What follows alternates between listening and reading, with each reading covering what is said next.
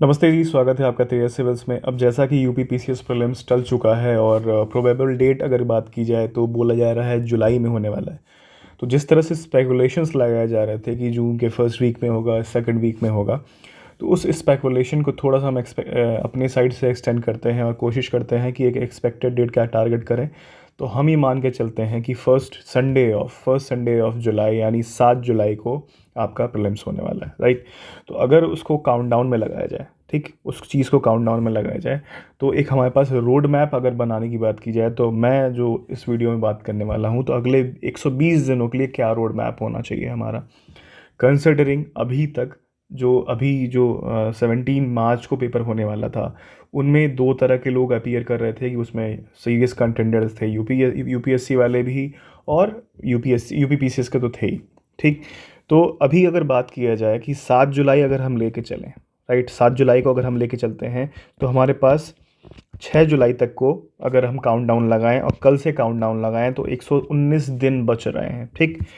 ठीक उसी पे अगर हम लोग 26 मई का काउंटडाउन लगाएं, यानी आपका यूपी पीसीएस प्रीलिम्स डेट, तो यूपीएससी प्रीलिम्स डेट माफ़ कीजिएगा, तो उसमें 75 दिन बच रहे हैं, ठीक। अब एक चीज़ को, अब यहाँ पे दोनों चीज़ों को पॉज करते हैं। अब पहले स्टार्ट करते हैं यूपी पीसीएस प्रीलिम्स के बारे में। तो यूपी पीसीएस प्रीलिम्स के बारे में अगर देखा जाए, तो कंसिडरिंग कि आपको 45 दिन चाहिए उस मोड में जाने के लिए या फिर प्रीलिम्स निकालने के लिए, है ना, क्लियर करने के लिए बात कर रहा हूँ मैं, 45 दिन चाहिए।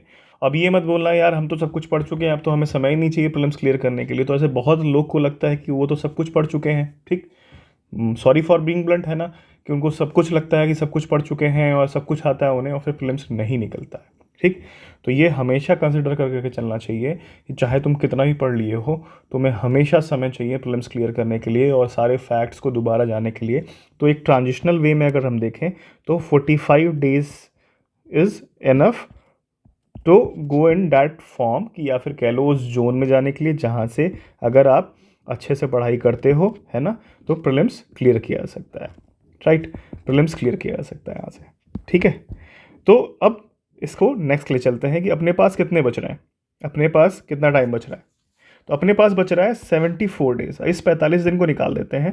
तो इस 45 दिन में मैं ये भी कंसिडर करके चल रहा हूँ कि फ्रेशर्स भी इस बार प्रिपरेशन कर रहे हैं, सीनियर प्लेयर्स भी थे, जॉब वाले लोग भी थे, तो सबको ये 17 मार्च अपीयर करके चल रहे हैं, तो फिर से उनको दोबारा उस जोन में जाने के लिए 45 दिन की बात कर रहा हूँ।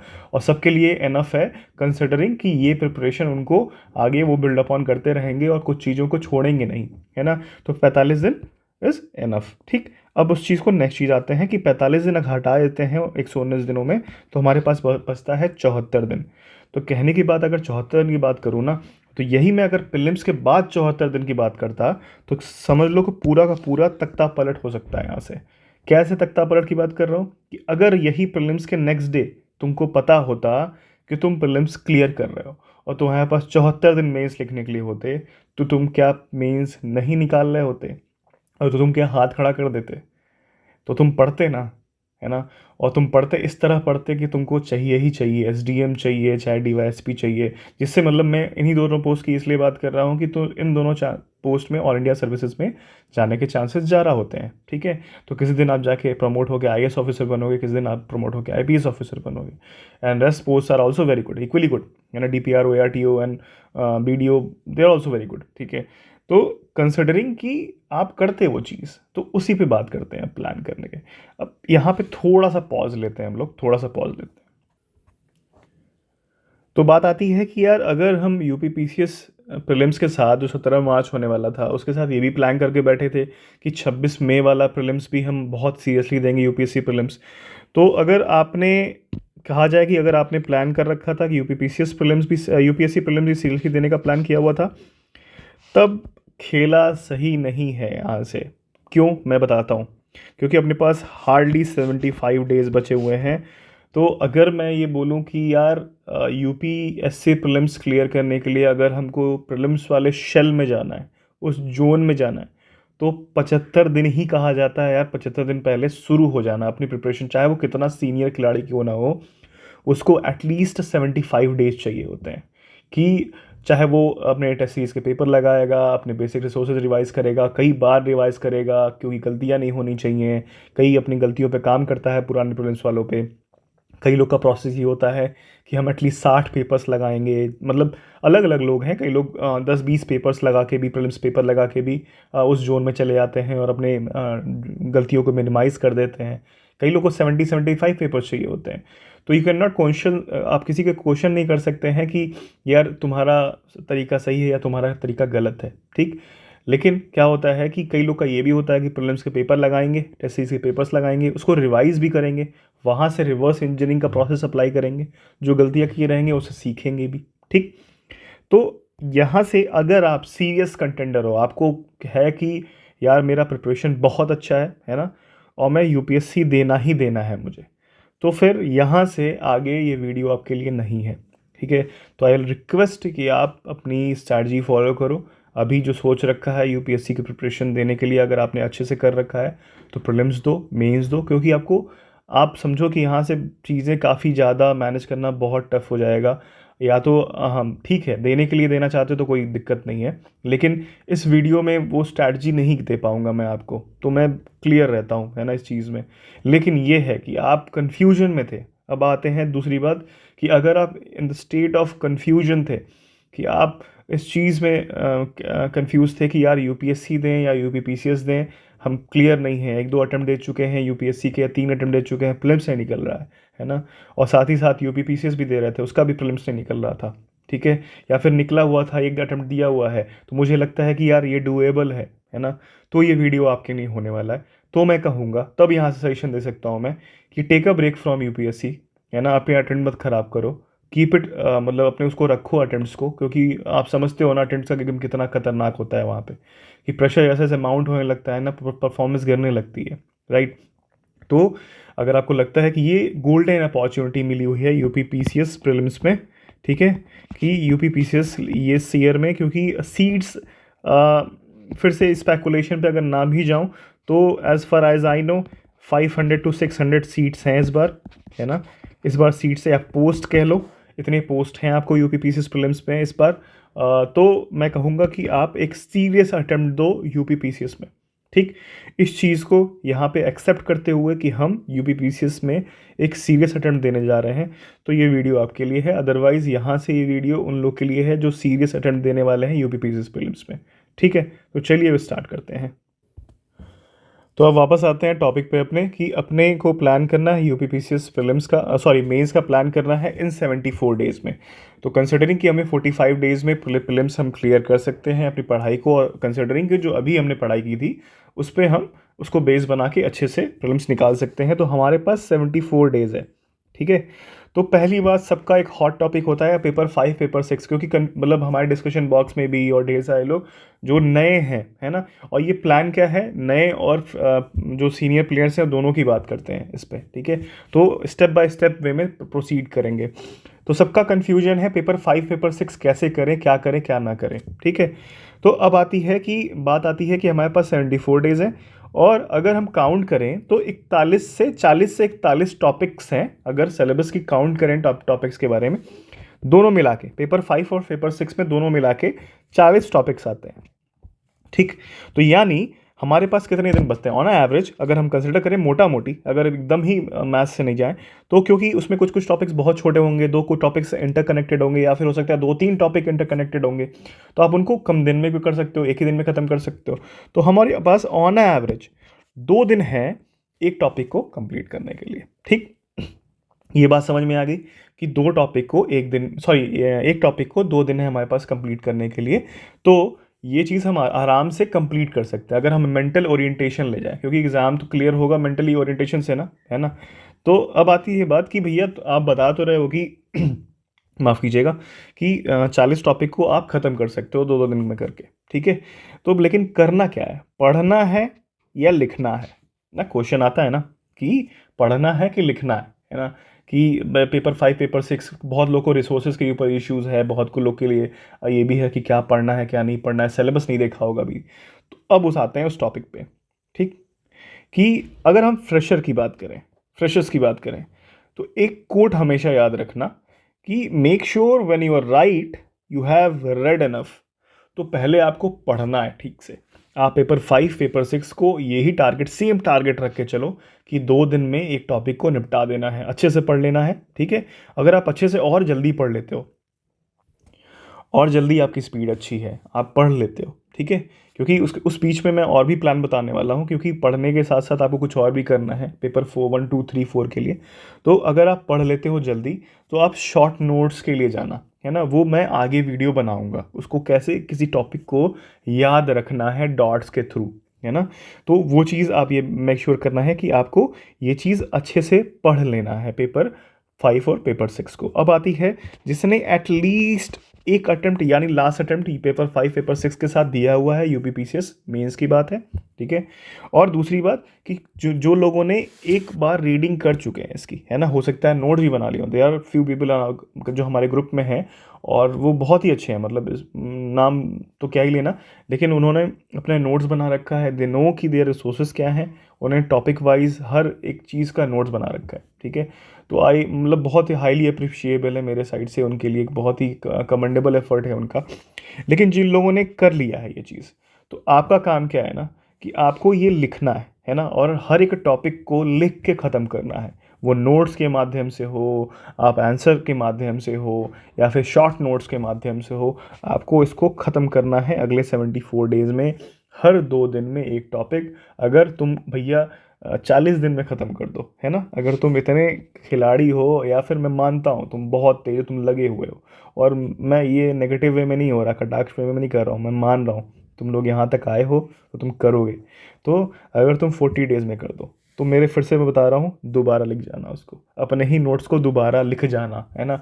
उस पहले स्मार्ट मजदूरी करनी है ना, स्मार्ट वर्क करना है, फिर गधा मजदूरी। गधा मजदूरी क्या होती है, लिखी हुई चीज़ को दोबारा रिपीट कर जाना कि कंठस्थ हो जाए, ये वर्ड मैं हमेशा बोलता हूँ कि कंठस्थ करना है तुम्हें हर एक चीज़, है ना। कंठस्थ 3 घंटे में लिखना एक आर्ट होती है ना, वो आर्ट बहुत चीज़ों से मिल के बनी होती है ना। There is a lot of small small small small things जिसको आप ऐड करते चले जाओगे, और वो आपको एक प्रोड्यूस करता है कि 3 घंटे में 20 क्वेश्चन लिख के एकदम से हाथ पीछे करके बैठे हुए हैं, और मस्त हमको लग रहा है कि पेपर क्लियर होगा, राइट। तो ये फीलिंग आने के लिए अभी मेहनत करनी पड़ेगी, रगड़ना पड़ेगा, ठीक। तो यहाँ पे आपको और क्या लिखना है क्या नहीं लिखना है ना, उसकी बारे में बात करेंगे। अभी हमारी रोड मैप प्लानिंग के बारे में बात हो रही है, एक प्लान रखना अपने सामने बहुत ज़रूरी होता है, ठीक है। तो यहाँ पे ये चीज़ बात हो गई पेपर 5 पेपर 6 की, क्या रिसोर्सेज हैं क्या नहीं है, ग्रुप पे हम लोग बात करते हैं। यहाँ पे बोलना सही नहीं होगा, कि क्योंकि क्या होता है ना कि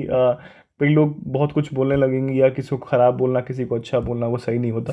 तो आप एक बार ग्रुप पे ज्वाइन करना, वहाँ पे बात होती रहती है, बहुत ढेर सारे लोग अपने एक्सपीरियंसेस शेयर करते रहते हैं, वहाँ पे आप आके बात कर सकते हो, ठीक है।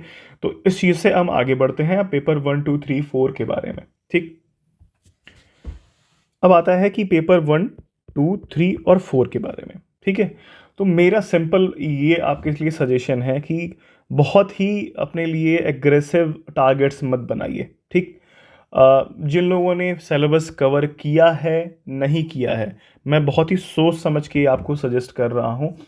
अगर आप फ्रेशर हैं, ठीक है, अगर आप फ्रेशर हैं, तो अगले 74 डेज़ में आपको क्या करना है, ठीक है। हम कुछ प्लान करेंगे, है ना, और कोशिश प्लान किया, हमारा प्लान जो है वो इस पे बेस है कि जितने भी अभी तक यूपी पीसीएस मेंस में प्रीवियस ईयर क्वेश्चंस आए हुए हैं 2018 से लेकर 2023 तक, उनको उनको लिखा जाए, है ना, उनको रिग्रेसिवली लिखा जाए, ठीक है। हर एक क्वेश्चन को कवर किया जाए, और अगर वो क्वेश्चन मतलब सीरियसली यही होता है कि क्वेश्चन अपने टॉपिक सेम रहता है, क्वेश्चन का फॉर्म अलग होता जाता है, तो एटलीस्ट उस टॉपिक को लिखा जाए, अच्छे से लिखा जाए कि उसके सारे जितने भी दाएं बाएं चीज़ें हों, या फिर कह सकते हैं ना कि एक सेंटर है वो टॉपिक, और एक हम सर्किल ड्रॉ करें उसके एक रेडियस लेते हुए, तो सारी चीज़ें हम कवर कर लें उस पर्टिकुलर क्वेश्चन आंसर फॉर्मेट में, ठीक। तो उस चीज़ को हम लिखेंगे, ठीक है, कवर करेंगे। अगर आप कवर कर चुके हो, यानी कह सकता हूँ मैं ये पढ़ चुके हो वो टॉपिक, तो कोई दिक्कत नहीं, आप लिखो, है ना, आप उसको लिखना आपके लिए मैंडेटरी है। अगर आप वो नहीं पढ़े हो, अगर आप वो फ्रेशर हो आप, ठीक है, तो मैं आप कहूँगा कि वो जो टॉपिक दिया जा रहा है उसको पढ़ो एक बार, है ना, समझ लो, लेकिन लिखना ज़रूरी है आपके लिए, आपका हाथ चलाना बहुत ज़रूरी है। तो ये फास्ट फॉरवर्ड प्रोसेस होगा आपका। एक कहते हैं इसको ना बैक इंजीनियरिंग वाला गेम है, कि एक होता है कि आप पेपर खोलो कि पेपर 1 2 3 4 एज ए 1 2 3 4 को अलग अलग पढ़ो पूरा पेपर, ठीक है। या फिर आप, कई लोग होते हैं कि सेलेक्टिवली डील करते हैं टॉपिक वाइज, जैसे पेपर 2 की बात करें तो पॉलिटी, फिर आता है गवर्नेंस, है ना, कॉन्स्टिट्यूशन हो गया, गवर्नेंस हो गया, सोशल जस्टिस हो गया, आईआर हो गया। या पेपर 3 में अगर कहें तो इकोनॉमिक्स हो गया आपका, एग्रीकल्चर हो गया आपका, एग्रीकल्चर में फिर आपके साथ इंटरनल सिक्योरिटी वाला डिजास्टर मैनेजमेंट हो गया। या इस तरह से कई लोग डील करते हैं। इसी तरह से आपका एथिक पेपर 4 है, इसी तरह से माफ़ कीजिएगा, पेपर 1 होता है हिस्ट्री हो गया, आर्ट एंड कल्चर हो गया, modern history, art and culture, ठीक है। फिर आता है वर्ल्ड हिस्ट्री, है ना, पोस्ट इंडिपेंडेंस हार्डली पूछता है यूपीपीसीएस में। और फिर आता है सोसाइटी और अर्बनाइजेशन, ज्योग्राफी, है ना, कुछ उसके पार्ट होते हैं, अलग अलग डिवीजन है उसमें भी। तो मेजरली ये एरियाज डिवाइडेड हैं। तो कई लोग ये पैटर्न फॉलो करते हैं कि नहीं हम सेक्शन वाइज पढ़ेंगे। मेरा सजेशन क्या है कि हिस्टोरिकली जो देखा गया है यूपीपीसीएस में, वो ये है कि कुछ कुछ टॉपिक्स पे सेंट्रिक होता है इनका पूरा का पूरा। पिछले अगर आप स्टडी करेंगे, वो भी मैं एक कंपैरेटिव चार्ट भी डाल रखा है, फिर से पेपर करूँगा आपके लिए, फिर से एक नेक्स्ट लेवल पे एक लेयरिंग की बात की जाएगी, कैसे डील करना है उस चीज़ को। तो ये चीज़ हम देखेंगे कि क्या करना है। लेकिन आपके लिए सजेशन यही है कि फ्रेशर हो या फिर एक्सपीरियंस्ड हो, आप लिखिए। फ्रेशर हो तो आप इस तरह से पढ़ो कि इन टॉपिक्स को पढ़ना है, ठीक है। डायरेक्ट टॉपिक्स को पढ़ो, पेपर पे ध्यान मत दो कि पेपर 1 2 3 4 की बातें हो रही हैं तो मुझे पूरा एक मटेरियल पढ़ना पड़ेगा, ठीक है। वो आप मेंस के बाद कुछ कुछ लूप होल्स बचेंगे तो आप पढ़ना उसको, ठीक है। मैं ये नहीं बोल रहा हूँ कि अपनी कंसेप्चुअल क्लैरिटी नहीं लानी है, कंसेप्चुअल क्लैरिटी आएगी, आएगी, बिल्कुल आएगी, है ना। लेकिन उस टॉपिक बेस्ड कंसेप्चुअल क्लैरिटी लानी है, ठीक है। दूसरी बात आती है कि हम कोशिश करेंगे, है ना, कि 2013 से 2023 तक, है ना, लास्ट जो मेंस हुआ है यूपीएससी का, उसमें सेलेक्टिवली क्वेश्चंस को उठाया जाए और उनको सॉल्व किया जाए। क्योंकि ओवर द ईयर्स जहाँ जहाँ पे जैसे जैसे क्या होगा ना, कि जैसे जैसे ही आप समझना इस बात को कि जैसे जैसे यूपीएससी पुराना होता गया, ठीक है, वो अपने क्वेश्चंस को इवॉल्व करता गया, ठीक ठीक। ये चीज़ आप देखोगे कि क्वेश्चन इवॉल्व होते चले गए। इसी तरह यूपीपीसीएस भी जब क्वेश्चन अपने इवॉल्व करेगा, जैसे जैसे वो पुराना होता जाएगा। तो अब समझिए कि जब 2024 का मेंस का पेपर बनेगा तो थीम्स तो वही रहेंगे, है ना, लेकिन हो सकता है क्वेश्चन इवॉल्व करे, मल्टीपल एस्पेक्ट को टच करे। तो अब क्या होगा कि आप कहोगे कि यार यूपीएससी के क्वेश्चंस को देखना क्यों ज़रूरी हो जाता है। तो देखना इसलिए ज़रूरी हो जाता है क्योंकि अब क्या होगा ना कि यार ये पेरेंट बॉडी एक तरह से समझ लो, और ये सब बच्चे हैं। यूपीएससी यूपीएससी की तरह एक छोटा बच्चा है ना, और फादर फिगर है यूपीएससी। तो वहाँ से क्वेश्चन का आप कह लीजिए कि एकदम तो कॉपी हम नहीं कहेंगे ना कि कॉपी कर लिया। हम बस ये कह सकते हैं कि वहाँ से वो एक सीख लेंगे, या फिर वहाँ से एक थोड़ा सा कह सकते हैं कि कुछ भी वर्ड यूज़ कर लो, है ना, तो मतलब कह लो कि हाँ वही क्वेश्चन उठा लेंगे, ठीक है। तो यहाँ से यूपीएससी से क्वेश्चन आएंगे ही आएंगे। ओवर द ईयर्स इस साल भी आए थे, मैंने प्रीवियसली वीडियो बनाया था तब भी बोला था, और हो सकता है 2024 में भी आए, ठीक है। तो हम देखेंगे जो क्वेश्चंस कहाँ कहाँ से कौन कौन से प्रैक्टिस किया जा सकता है, ठीक है। और ये मेरे ख्याल से ये एक प्लान होना चाहिए हमारे सामने अगले 74 डेज़ के लिए, कि सब लोग इसको रिगरसली फॉलो कर सकते हो। अपना अपना इंडिविजुअल कोई प्लान है, किसी और आप किसी मेंटोर्स के साथ जुड़े हुए हो, उनका प्लान फॉलो करो। आप इंडिविजुअली कोई प्लान बना सकते हो तो वेल एंड गुड है, उससे बढ़िया कुछ नहीं हो सकता। रही बात टाइम टेबल की, तो नेक्स्ट कुछ वीडियोज़ में हम टाइम टेबल्स की बात करेंगे, क्या रखना चाहिए अपना टाइम टेबल, ठीक है। और रही बात तेजस सिविल्स की, तो तेजस सिविल से आप टेलीग्राम चैनल पे जुड़ सकते हो। हम कुछ प्लान धीरे धीरे प्लान कर रहे हैं कि कैसे कैसे मेंस की आंसर राइटिंग किया जाए, किन किन टॉपिक्स पे बात की जाए, और कैसे कैसे चीज़ों को सॉल्व करना सीखें, आंसर राइटिंग सीखें। तो अगले कुछ वीडियोस में लाने वाला हूँ, जो मेरा एक्सपीरियंस है, मैं बात करूँगा कि आंसर राइटिंग किन किन एस्पेक्ट्स को हमें नहीं भूलना चाहिए, है ना। बस नॉलेज या बस कंटेंट ही सब कुछ नहीं होता है, आपको उसको प्रेजेंट भी करना होता है, क्योंकि ये एब्सोल्यूट गेम नहीं है ना। आप समझिएगा कि कोई XYZ यहाँ बैठेगा तो उसको इस बेसिस पे नंबर नहीं दिया जाएगा कि वो कैसा है, ये रिलेटिव गेम है, ठीक है। तो ये रिलेटिव गेम ये होता है कि दो लोग एक्स वाई और तीन तीन लोग बैठे हुए हैं और तीनों लोग एक आंसर को लिखेंगे और तीनों में कंपैरिजन होगा। हो सकता है कि आपका कंटेंट बहुत अच्छा हो, लेकिन एक इंसान ने उसके अलावा भी बहुत कुछ किसी चीज़ से किया होगा सेम आप ही की तरह कंटेंट, या फिर आपका 80% या हो सकता है आपका 90% उसने लिखा हो, लेकिन कुछ कुछ एस्पेक्ट्स में उसने कुछ बॉक्सेस को ज़्यादा टिक कर रखा होगा और उसको आधा नंबर या 0.25 या फिर हो सकता है कि 0.75 ज़्यादा आपसे मिल गया हो। और फिर अगर वो कम क्यूमुलेटिव ग्रोथ देखा जाए, है ना, अगर उस पूरे एक एक आधे आधे नंबर को 0.25 नंबर्स को ऐड करें तो आगे जाके आपसे ज़्यादा नंबर पा जाएगा वो, ठीक है। तो इन सब चीज़ों पर बात करेंगे, लेकिन अभी के लिए मेरे हिसाब से ये रोड मैप होना चाहिए। आई होप कि आप कह सकते हैं ना कि डिसअपॉइंट नहीं हुए होंगे। डिसअपॉइंट हुए हो तो अपने आप को फिर से उठाओ और प्लान करो, आगे बढ़ो। ये साल तुम्हारा है, सिलेक्शन होगा दोस्त, सीटें बढ़ गई हैं, है ना। और इस चीज़ को पॉजिटिवली लो, जो होता है उसको उसको लिए तुम्हें रिएक्ट करना है ना। तुम्हें उस तरह से प्लान करना पड़ेगा। अपने दिमाग में एक प्लानिंग करके बैठे हो और चीज़ें तुम्हारा उस तरह से नहीं हुई हैं तो इस डिसअपॉइंट नहीं होना है तुमको, ठीक। तो कुछ चीज़ें अपने हाथ में नहीं होती हैं, रियलिटी है ना। अब कई लोग के लिए तो most most of the time अपने अपने जो सोचे होते हैं उस तरह से नहीं होता है। तो चलिए इस वीडियो को ख़त्म करते हैं यहीं पे। आई होप कि ये वीडियो आपको हेल्प करेगा और आपको आगे प्लानिंग करने में हेल्प करेगा। और आगे के लिए जुड़े रहने के लिए आप हमारे चैनल से जुड़ सकते हैं। टेलीग्राम चैनल का लिंक आपको डिस्क्रिप्शन बॉक्स में मिल जाएगा और आप हमारा यूट्यूब चैनल भी सब्सक्राइब कर सकते हैं। तो थैंक यू फॉर वॉचिंग।